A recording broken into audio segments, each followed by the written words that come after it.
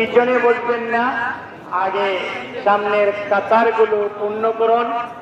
বছরে 1 বা 2 দিনই তো আপনারা এই মাঠে এসে ঈদের সালাত আদায় করেন, নইলে আপনার পায়জামার মধ্যে, আপনার জামার মধ্যে অথবা আপনার মুসল্লার মধ্যে একটু বালুই লাগলো, সারা জীবন তো সাবান দিয়ে সব কিছু ধুইতেছেন, আজকে এরকম একটা পবিত্র ইবাদতের দিনে আপনার জামায় নইলে কিছু ময়লা লাগলো, এটাতে এরকম দ্বিধা সংকোচ এগুলো করার কোনো প্রয়োজন নেই। অনেক সময় আপনারাই সাক্ষী, যারা মুরব্বী আছেন, এই মাঠের মধ্যে আসার পরে বৃষ্টি শুরু হয়েছে, ভিজে ভিজেও আপনারা ঈদের সালাত আদায় করেছেন, এরকম রেকর্ডও আছে আপনাদের। অতএব কাদা একটু লাগলে সমস্যা নাই, যারা পিছনে আছেন তারা সামনে চলে আসুন, খালি জায়গাগুলো ভর্তি করে নেন। আমি যেটা বলছিলাম, সেই আরাফার ময়দানে এই শত শত দেশের মানুষেরা এসে উপস্থিত হয়, কেউ সাদা, কেউ লাল, কেউ কালো, কেউ মধ্যম বর্ণের রঙের। এই সব লোকগুলো চিড়িয়াখানার মতো, চিড়িয়াখানায় যেরকম আপনি বিভিন্ন ধরনের জন্তু জানোয়ারকে দেখতে যান, তেমনি ভাবে এই আরাফার ময়দানে সারা বিশ্ব থেকে যারা আছে তারা এরকম বিভিন্ন দেশের মানুষ, তাদের রং কেমন, তাদের ব্যবহার কেমন, তাদের চালচলন কেমন, সেটা আপনি প্রত্যক্ষ করতে পারবেন। এ কারণে আপনি অবশ্যই মনে করতে হবে, আরাফার ময়দানে আমি উপস্থিত হয়েছি। অতএব যেরকম আদম এবং হাওয়া উপস্থিত হয়েছিলেন, আমিও সেরকমই উপস্থিত হচ্ছে। যেরকম আমার রাসূল উপস্থিত হয়েছেন, সেরকমই আমরা উপস্থিত হয়েছি। আমি অন্তর থেকে মুবারকবাদ জানাচ্ছি আমাদের এই এলাকার সাংসদ, উনি আমাদের সামনে এসে উপস্থিত হয়েছেন, আমরা তাকে মুবারকবাদ জানাচ্ছি। এই ঈদগাহের কমিটির পক্ষ থেকে, ঈদগাহে উপস্থিত জনতার পক্ষ থেকে, মুসল্লিদের পক্ষ থেকে তাকে সাদরে সম্ভাষণ জানাচ্ছি। তিনি আসছেন আমাদের এখানে। গত ঈদের সময় তিনি ব্যস্ত থাকার কারণে বা বিভিন্ন সময়ের কারণে আসতে পারেননি, আসার ওনার প্রবল ইচ্ছা থাকা সত্ত্বেও আসতে পারেননি, এখন এসেছেন। আমি ওনাকে ধন্যবাদ জানাচ্ছি, সাদরে গ্রহণ করছি। তিনি যেন এই এলাকায়, তার বাবা সাংসদ ছিলেন, এই এলাকার লোকদের উন্নয়নে কাজ করেছেন, তিনিও ইনশাআল্লাহ এই এলাকার উন্নয়নের জন্য বিভিন্ন কাজে তিনি অগ্রগণী ভূমিকা পালন করবেন, এই প্রত্যাশা আমি রাখছি। এবং সাথে সাথে তার দীর্ঘায়ু, তার সুস্বাস্থ্য কামনা করছি, যেন তিনি সুস্থ থেকে এই জাতির খেদমত করতে পারেন। সাংসদ হওয়া বড় কথা নয়, কিন্তু সাংসদ হয়ে জনগণের পাশে থাকাটা হলো বড় কথা। অর্পিত দায়িত্ব পালন করা, এটা হচ্ছে বড় কথা। আমি তার কাছে আবেদন জানাবো, তিনি যেন এই এলাকায় ভালো এবং জনগণের খেদমত করতে পারেন।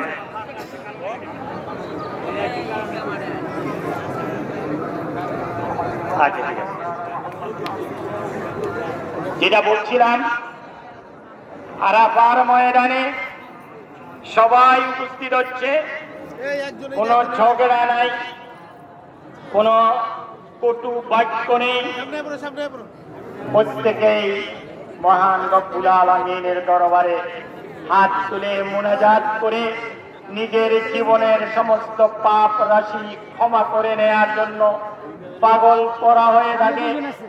সেই একটি জায়গা হচ্ছে আরাফার ময়দান, যেখানে আল্লাহর রাসূল সাল্লাল্লাহু আলাইহি ওয়াসাল্লাম সূর্য ঢলে যাওয়ার পরে খুতবা এবং সালাতে যোহর এবং আসর জমা করে দুই দুই রাকাত আদায় করার পরে সেখানে জাবালে রহমতের পাশে গিয়ে মুনাজাত দিয়েছেন। হাদিসে এসেছে হাত্তা ইউরা বায়াদু ইবতাইহি, তিনি এমন ভাবে মুনাজাত করছিলেন তার বগলের শুভ্র অংশ সাদা অংশ দেখা গিয়েছে। তিনি কান্নাকাটি করেছেন সেখানে ময়দানে।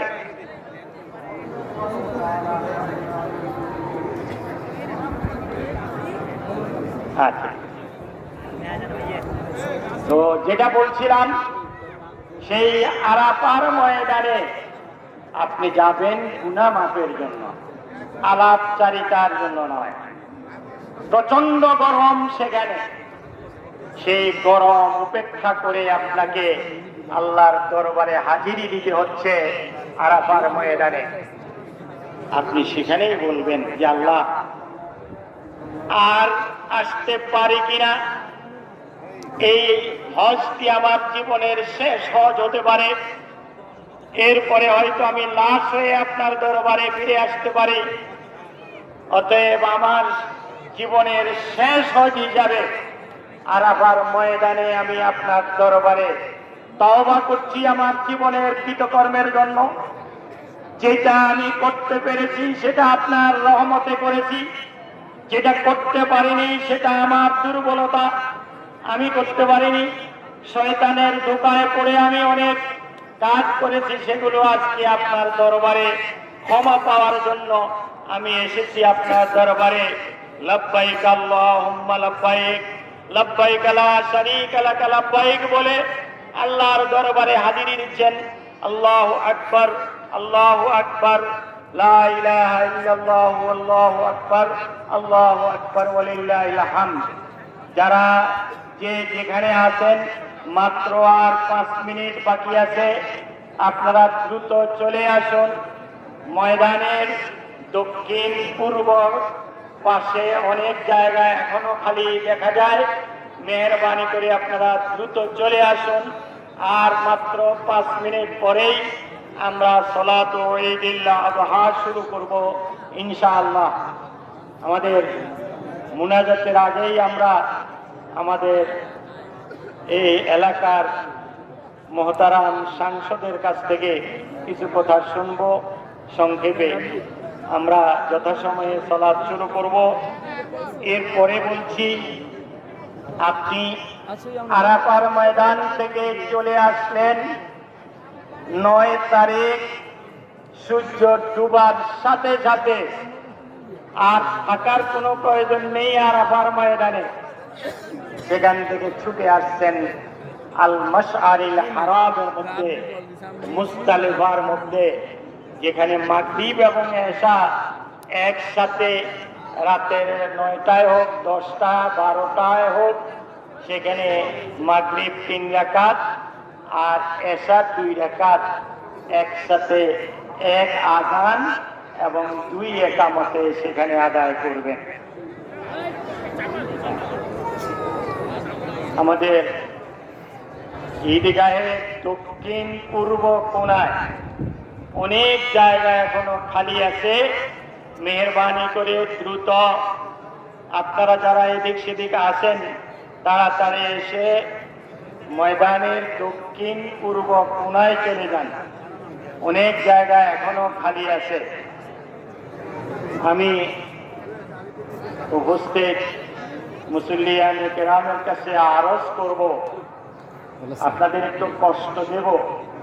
প্রত্যেকবারের মতোই একটু আপনারা দাঁড়িয়ে যদি কাতারটা সোজা করে নেন এবং আপনার আশপাশে যে খালি জায়গা আছে সেই খালি জায়গায় আরেকজনকে দাঁড়ানোর সুযোগ করে দিন, তাহলে আমরা সুন্দরভাবে সালাত আদায় করতে পারবো।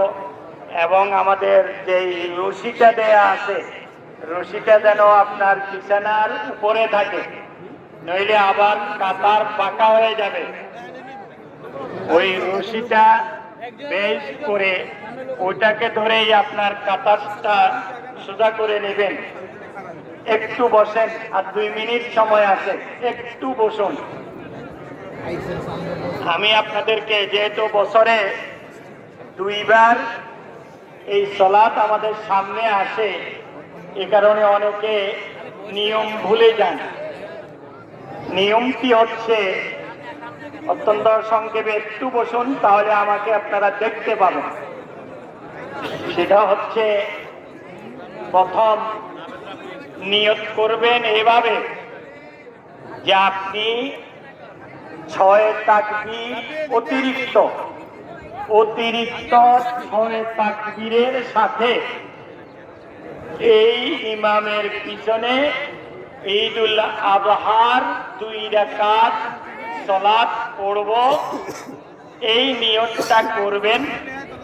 মনে মনে করাটাই উত্তম। নিয়ত মানে কাসদুল কলব, মনের অভিপ্রায়, মনের চাহিদা।